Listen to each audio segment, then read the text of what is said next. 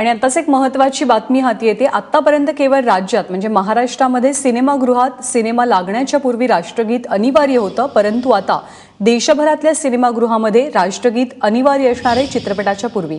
प्रशांत कदम आपल्या सोबत आहेत। प्रशांत, सुप्रीम कोर्टाने काय म्हटलं या संदर्भात? त्यानंतर आज सुप्रीम कोर्टामध्ये याच्या संदर्भातली एक याचिका सुनावणीसाठी आलेली होती आणि त्यावरती आदेश देताना सुप्रीम कोर्टाने असं सांगितलेलं आहे की संपूर्ण देशभरामध्ये जे थिएटर्स आहेत त्या थिएटरमध्ये चित्रपट सुरू होण्याआधी राष्ट्रगीत चालवणं किंवा राष्ट्रगीत वाजवणं हे आता बंधनकारक असेल आणि त्या माध्यमातून एक प्रकारे देशभक्तीचं प्रदर्शन जे आहे ते आता बंधनकारक करण्यात आलेलं आहे।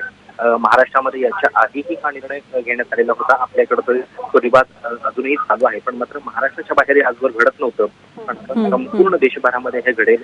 ज्यावेळी थिएटरमध्ये पिक्चर सुरू होईल त्याच्या आधी संपूर्ण थिएटरमध्ये प्रेक्षक हे उभं राहून राष्ट्रगीतासाठी मानवंदना देतील।